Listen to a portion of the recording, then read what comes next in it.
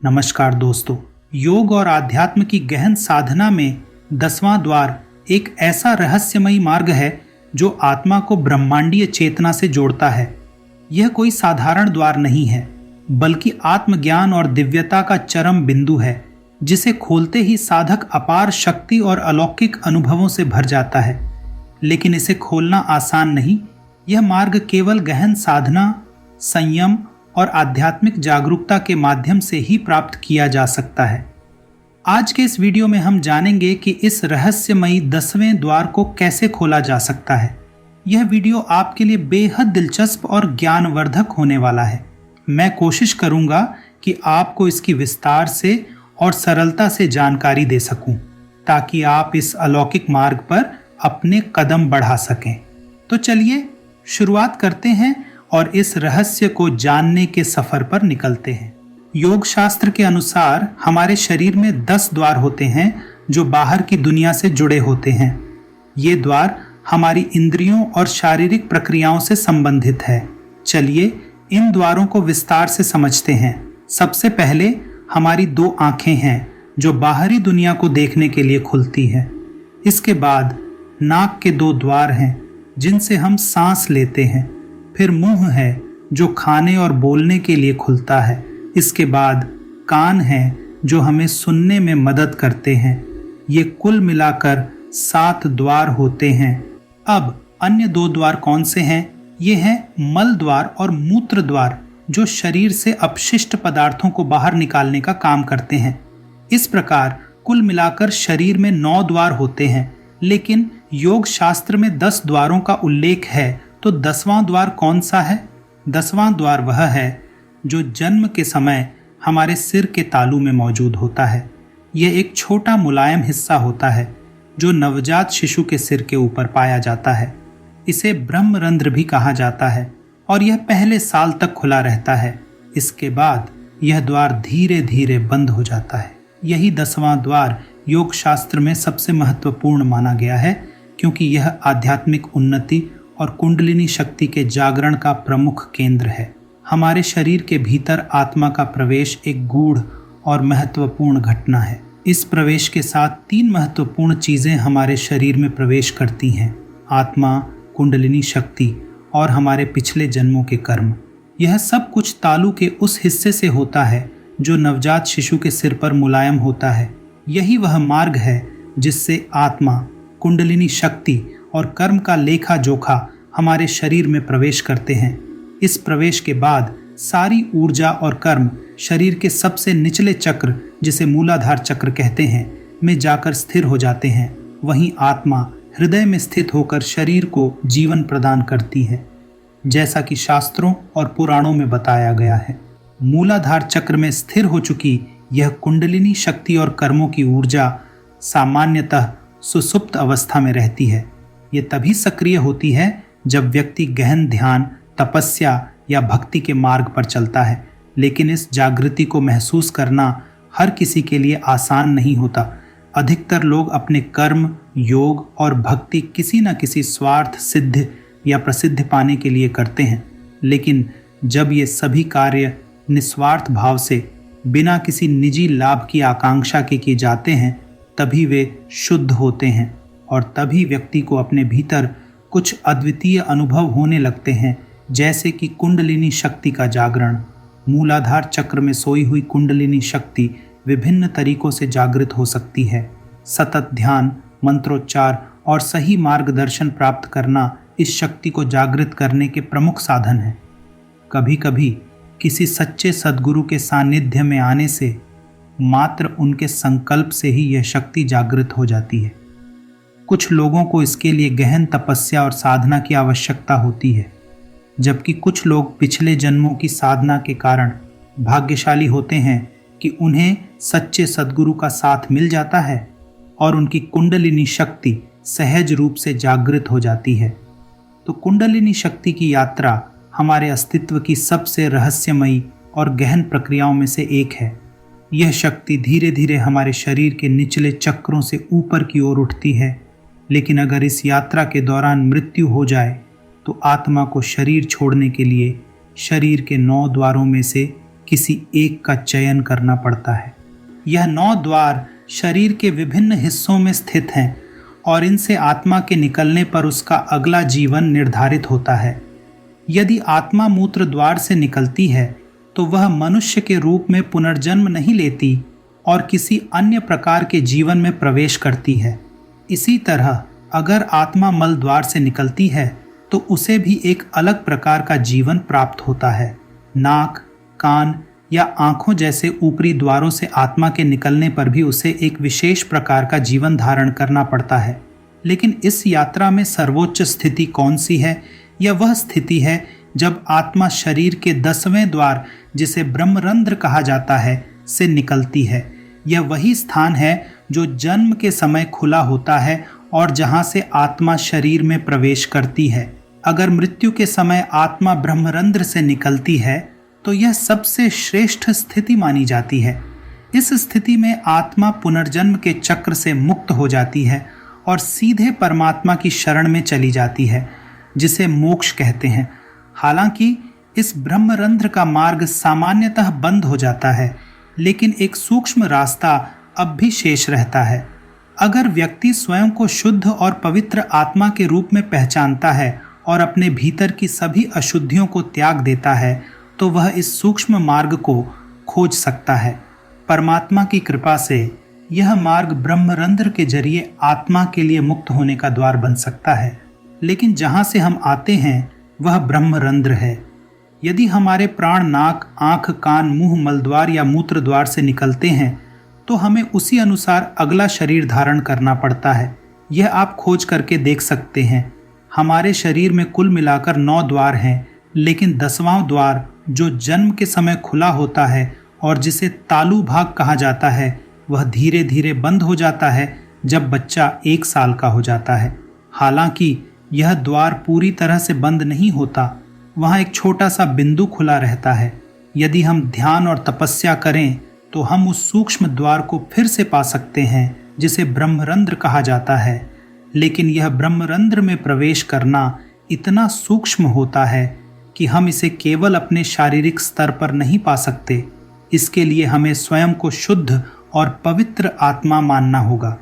जब हम यह समझने लगते हैं कि हम शुद्ध पवित्र आत्मा हैं तो हमारी आत्मा 72,000 नाड़ियों में, जो कि 36,000 सूर्य नाड़ी और 36,000 चंद्र नाड़ी के रूप में होती हैं, ऊपर नीचे भटकती रहती है। लेकिन जब आत्मा सही रास्ता खोज लेती है तो वह एक एक चक्र का शुद्धिकरण करते हुए सुषुम्ना नाड़ी के माध्यम से ऊपर उठती है। इस प्रक्रिया में यह ऊर्जा आज्ञा चक्र तक पहुंचती है और वहां से सहस्त्रार चक्र तक का मार्ग छोटा होता है। ब्रह्मरंध्र तक पहुंचना ध्यान, तपस्या और साधना के द्वारा संभव है, लेकिन 7वां चक्र जो परमात्मा का है वह हवा में स्थित होता है। हम ध्यान की स्थिति में ब्रह्मरंध्र तक पहुंच सकते हैं, लेकिन वहां से आगे के 12 उंगलियों के मार्ग को पार करने के लिए परमात्मा की कृपा आवश्यक होती है।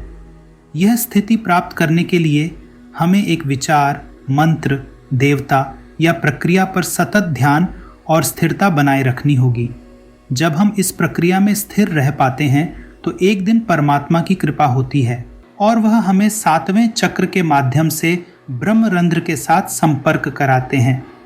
तब हम इस जीवन, पृथ्वी और ब्रह्मांड के बंधनों से मुक्त हो जाते हैं, जिसे पूर्ण मोक्ष की स्थिति कहते हैं।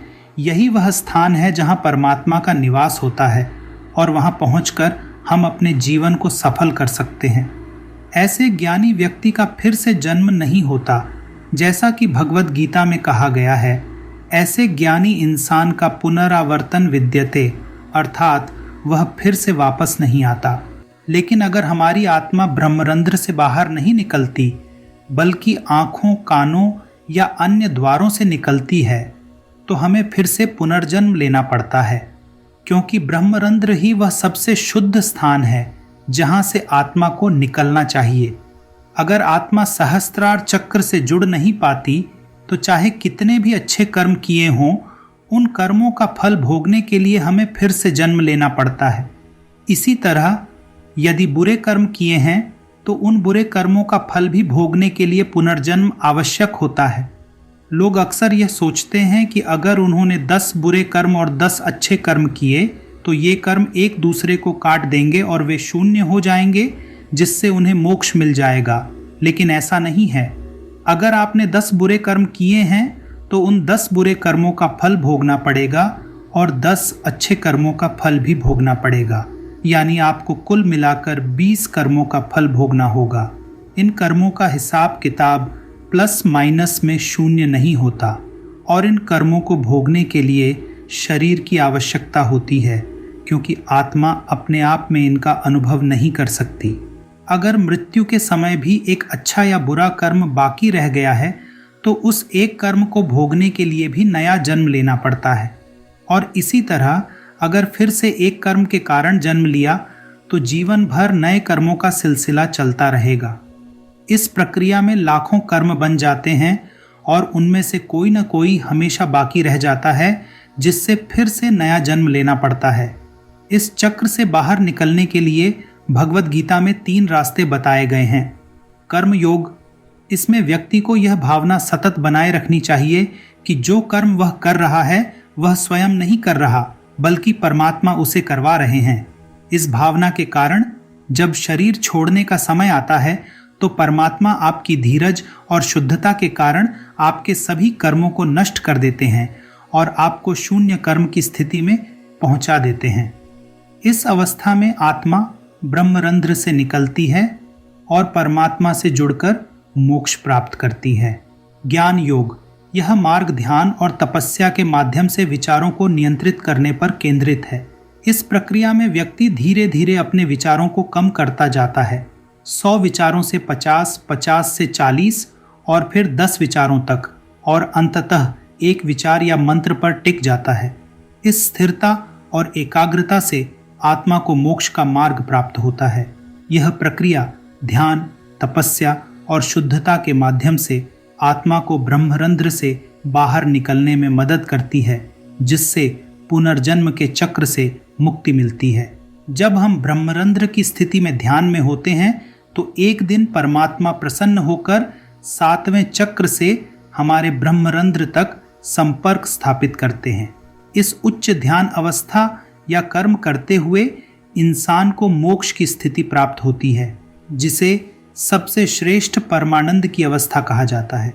तीसरा मार्ग है भक्ति योग। इसमें सतत परमात्मा का ध्यान, उनका नाम और उनका स्मरण करना होता है। जब यह अभ्यास निरंतर चलता रहता है तो मृत्यु के समय व्यक्ति किसी सांसारिक वस्तु या व्यक्ति को नहीं, बल्कि केवल परमात्मा को पुकारता है। और मृत्यु के क्षण में जब आप परमात्मा को पुकारते हैं तो वे अवश्य सुनते हैं और आपको मोक्ष की ओर ले जाते हैं। इसीलिए मोक्ष प्राप्ति के 3 ही मार्ग हैं। कर्म योग, सतत यह भावना कि परमात्मा ही मुझसे ये कर्म करा रहे हैं। ज्ञान योग, ध्यान के माध्यम से शून्य विचार की स्थिति तक पहुंचना। भक्ति योग, सतत परमात्मा का स्मरण। इन तीनों मार्गों में व्यक्ति को प्रतीक्षा करनी होती है। कोई भी मार्ग ऐसा नहीं है जिसमें आप परमात्मा को जबरदस्ती पकड़ सकें। चाहे आप कर्म योग अपनाएं, ज्ञान योग करें या भक्ति योग, अंततः आपको समर्पित होना पड़ता है और धैर्य पूर्वक परमात्मा की कृपा की प्रतीक्षा करनी होती है। कर्म योग में समर्पण और धीरज के बिना मोक्ष प्राप्ति संभव नहीं। ज्ञान योग में ध्यान करते करते आप एक विचार पर केंद्रित होते हैं और शून्य विचार की स्थिति परमात्मा ही लाते हैं, क्योंकि जब तक मैं ध्यान कर रहा हूं का विचार है, निर्विचारता की स्थिति नहीं आ सकती। भक्ति योग में सतत परमात्मा के स्मरण से, उनकी कृपा से ही आप परमात्मा के साथ मिलन की अवस्था प्राप्त करते हैं। तीनों मार्गों में चाहे कितना भी शुद्ध ध्यान, कर्म या भक्ति की जाए, अंतिम मोक्ष की प्राप्ति के लिए परमात्मा की कृपा और धैर्य की आवश्यकता होती है। जब व्यक्ति सतत इन मार्गों पर स्थिर रहकर परमात्मा की कृपा का इंतजार करता है तो एक दिन परमात्मा ब्रह्मरंध्र से संपर्क करते हैं। इस संपर्क के बाद व्यक्ति को फिर से पुनर्जन्म नहीं लेना पड़ता, जैसा कि वेदों और शास्त्रों में बताया गया है। कुछ लोग कहते हैं कि मृत्यु के बाद सीधे परमात्मा के पास जाते हैं, लेकिन ऐसा नहीं हो सकता, क्योंकि जब तक आपके कर्म शून्य नहीं होते और विचार शून्य नहीं होते, तब तक परमात्मा से संपर्क नहीं हो सकता। चाहे आपने अच्छे कर्म किए हों या बुरे, उनका फल भोगना ही पड़ेगा, जिसके लिए पुनर्जन्म आवश्यक होता है। इसलिए जब व्यक्ति शुद्ध अवस्था में, जहाँ कर्म और विचार दोनों शून्य हो जाते हैं, परमात्मा से जुड़ता है, तभी उसका पुनर्जन्म नहीं होता। इसके लिए परमात्मा की कृपा अनिवार्य होती है और व्यक्ति को किसी एक योग्य मार्ग पर स्थिर रहकर अपने जीवन को एक केंद्र के चारों ओर केंद्रित करना चाहिए। जब परमात्मा से संपर्क होता है तो शून्य कर्म, शून्य विचार की स्थिति प्राप्त होती है और फिर से जन्म लेने की आवश्यकता नहीं रहती। लेकिन बहुत सारे कर्म, विचार और गतिविधियां हमारे जीवन में चल रही होती हैं और इन्हीं की वजह से हम परमात्मा से दूर हो जाते हैं। मुझे आशा है कि मैं आपको यह समझा पाया हूँ कि शरीर में कुल 10 द्वार होते हैं। इनमें से 9 द्वार हमारे शरीर में स्थित हैं। 2 आँखें, नाक के 2 द्वार और नीचे के 4 द्वार, मल द्वार, मूत्र द्वार आदि। 10वां द्वार ब्रह्मरंध्र है, जहाँ से शुद्ध और पवित्र आत्मा गर्भावस्था के दौरान हमारे शरीर में प्रवेश करती है। लेकिन जब हम जीवन में ध्यान और साधना नहीं करते तो हमारी सारी ऊर्जा मूलाधार चक्र के पास स्थित हो जाती है, जो मल और मूत्र के द्वार के पास होता है। इस स्थिति में हम पूरी जिंदगी बिताते हुए भी अपनी आंतरिक ऊर्जा को पहचान नहीं पाते।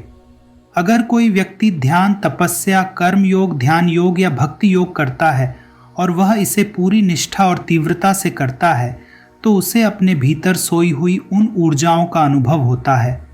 धीरे धीरे ये ऊर्जा ऊपर की ओर बढ़ती है और आज्ञा चक्र तक पहुंचती है। जब यह स्थिति आती है तो व्यक्ति को परमात्मा के दर्शन और आत्मज्ञान प्राप्त होता है और वह ब्रह्मांड के रहस्यों को समझने लगता है। लेकिन इस यात्रा का अंतिम चरण तब आता है जब ब्रह्मरंध्र पर एक विचार स्थिर हो जाता है और परमात्मा की कृपा से 7वां चक्र, जो हवा में स्थित होता है, खुलता है और ब्रह्मरंध्र से जुड़ता है। यही वह क्षण होता है जब व्यक्ति का पुनर्जन्म समाप्त हो जाता है। इसके अलावा चाहे आपने कितने भी अच्छे कर्म किए हों या लाखों लोगों की भलाई की हो, फिर भी आपको उन अच्छे कर्मों का फल भोगने के लिए पुनर्जन्म लेना पड़ता है। योग, वेदों और कर्मों के गहरे रहस्यों को समझना महत्वपूर्ण है। योग सिर्फ ध्यान की क्रिया नहीं है, भक्ति भी एक योग है, भक्ति योग। गीता में कर्म योग, ज्ञान योग और भक्ति योग को विस्तार से समझाया गया है। सच्चा योग तब होता है जब आप परमात्मा से जुड़ते हैं। लाखों लोगों से जुड़ने के बावजूद अगर आप परमात्मा से नहीं जुड़े तो वह योग अधूरा है।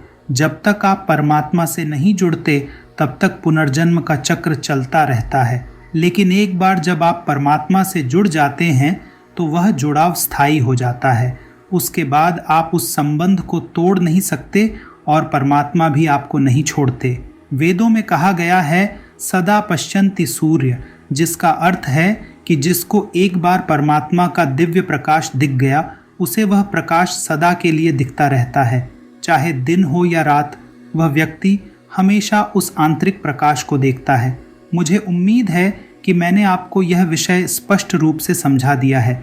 यदि नहीं तो मैं और भी सरल और सूक्ष्म ढंग से समझाने के लिए दूसरा वीडियो लाने की कोशिश करूंगा। अगर आपको ऐसे वीडियो पसंद आते हैं तो कृपया शेयर और सब्सक्राइब करें। सुनने के लिए धन्यवाद। जय गुरुदेव।